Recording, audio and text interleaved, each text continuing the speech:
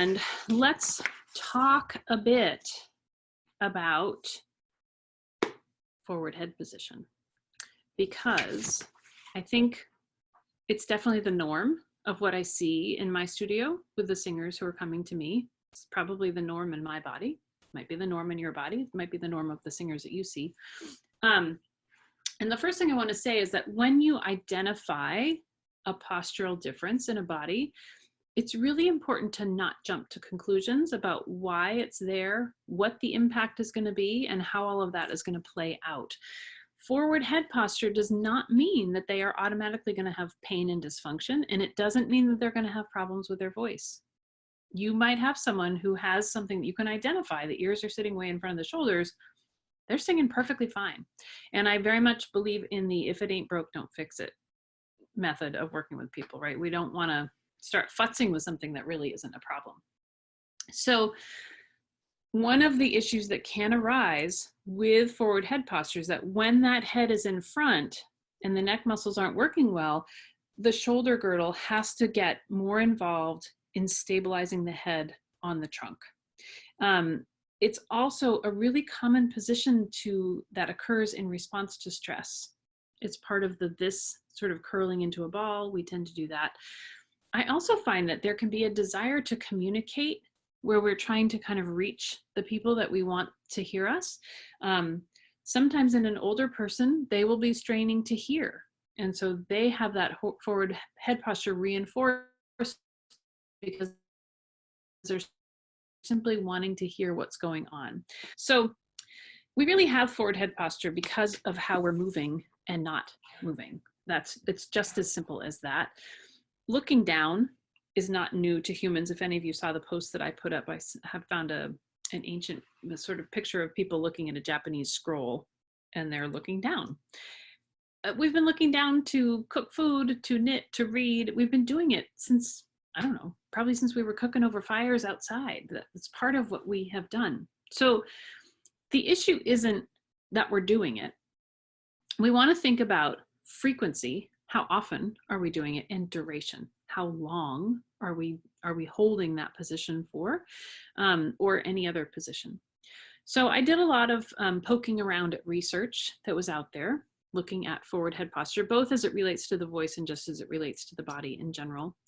And there's research that shows links between length of time on a device and neck pain and tension, as well as negative changes in breathing. So that always kind of sets bells off in my voice teacher head when I start to hear about breathing, the voice, and device use. And I don't know about you, but as soon as kids are in middle school in our town, I believe they have iPads. And then when they are in high school, they get computers. So they're spending a lot of every day on computers, and adults, of course, we're on computers all day long too.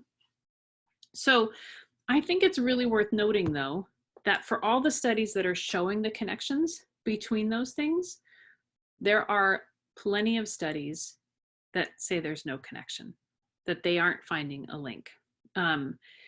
As we talked about earlier in this week, pain is a complex issue in the body, and it's very hard to narrow it down to just one thing. There are multiple factors that are going to contribute. So we can have psychological factors, cognitive factors, lifestyle, neurophysiological, social.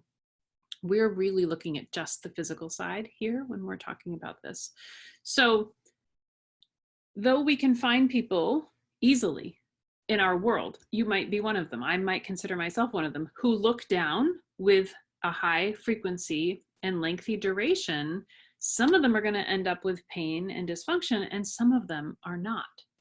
So that is going to be part of the challenge of working with this in your studio, is being able to suss out, is this really a problem or is it not?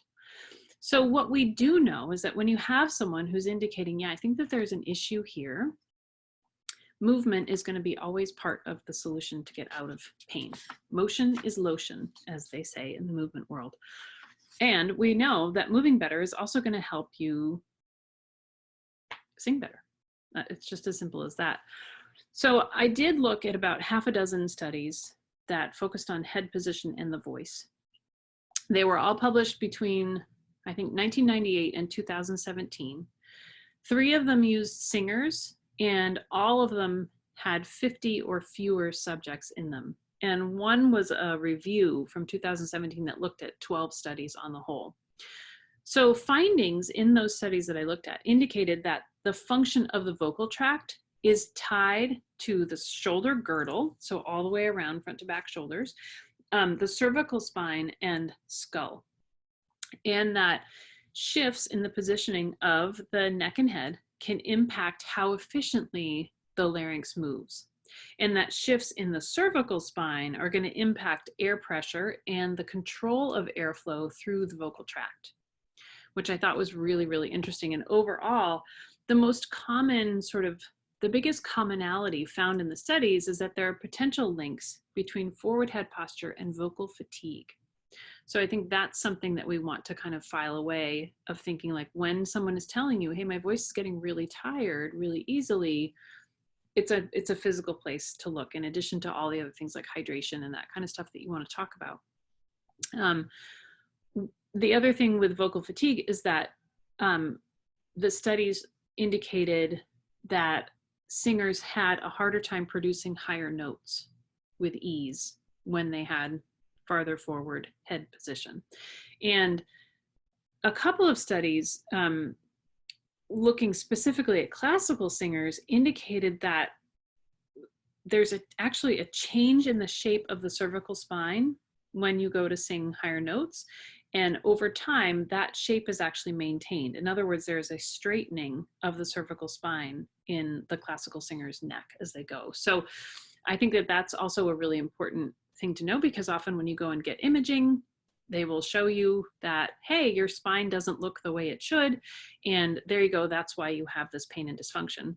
And that may or may not be true, right? I mentioned before about how many long-term studies we have that looked at large numbers of people who had no pain, yet they had changes in the structure to their spine.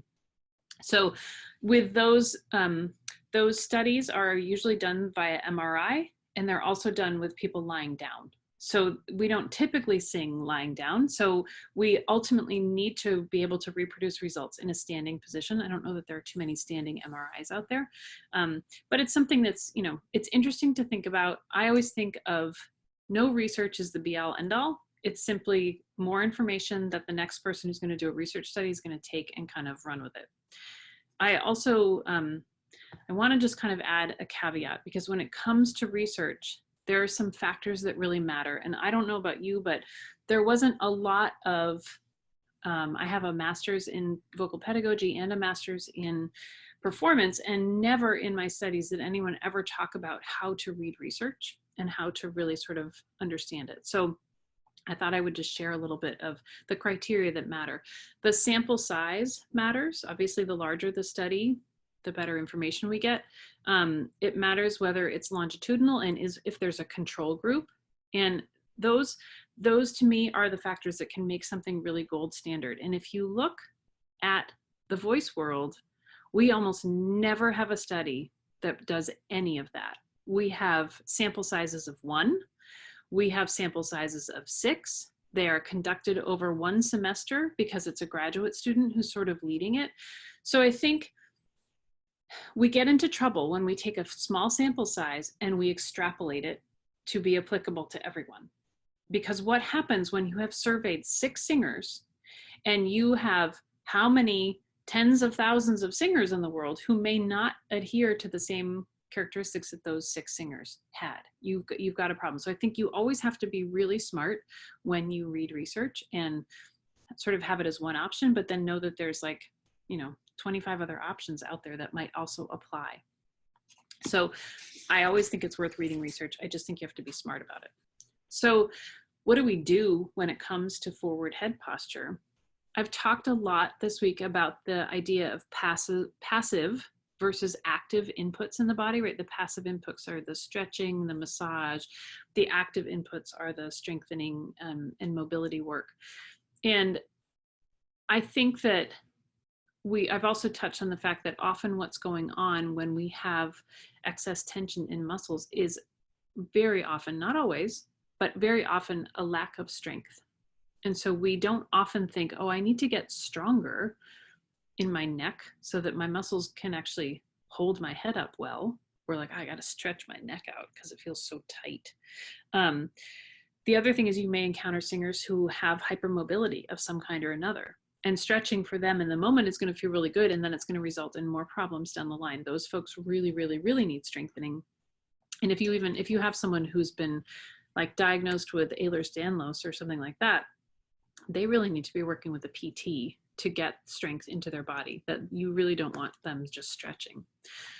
So when you're just stretching and massaging, this area, or maybe even down into the shoulders, you simply aren't looking at the whole. Because if the only, if you're adding load, if you aren't adding load to your tissue, it's not going to strengthen. So if the only position you're putting your neck in is looking down, yes, you will adapt to that. But we have all these other ways of positioning the neck, so that you're not looking down. And even if I grab my phone, I sort of, if you're commonly looking kind of at your phone in this position, what would happen if you just brought it up? So you could offer that to your students to just try noticing for a week. Are you always looking like this? And what would happen if you brought it up here? And maybe sometimes over here. I mean, you can do this with yourself too, right? We're all looking at our devices way more than we should, unfortunately. Another thing that won't work is shoving a body part where you want it to go. I can't tell you the number of master classes I have sat through where the master teacher will come over and, do that. And I've had people do that to me where they've grabbed the back of my neck and they've simply kind of pulled me back and pinched it and said, okay, now sing. And it's like, well, how does that give me any kind of a long-term solution of how to work with it? Your body is in the shape that it's in because your nervous system has perceived that as a safe place to be. So for it to change, we have to begin to teach it that there are other positions that are also safe to be in. And that takes time. It's another, that simply like, I don't know, what's another cue? People often say, well, draw your shoulders back. Well, it's another sort of static position. And I don't know about you, but I'm not a big fan of watching people on stage who just stand in one place.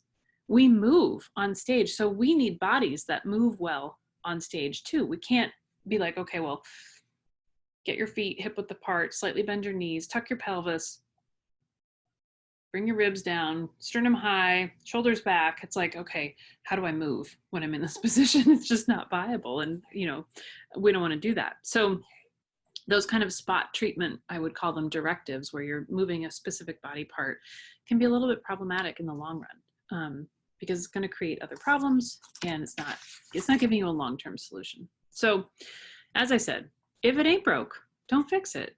If you don't perceive that forward head posture is causing a problem in your singer's voice because you've watched them very carefully as they've sung for you, and you know that, oh, actually, what first needs to be addressed is the fact that their rib cage isn't moving well, or maybe you learned a lot about the thoracic spine from what you were talking about. You think, oh, maybe they're tight there. And so when I work on that, that's naturally going to start to change the position of the head. When you do think that things are connected, you need to the forward head posture, you need strategies to address it. So we've looked at the pelvis and the shoulders this week, because when you don't have good function in those places, the load isn't going to move well through the body. It gets absorbed and transferred in places that we don't want it to be, and then kind of ends up going into the neck. So where the pain is not the problem. That's what I want you to take away from this, and know that sort of our whole body tour this week has been hopefully illustrating for you, like, oh yeah, that's true in my body. It's true in everyone's body.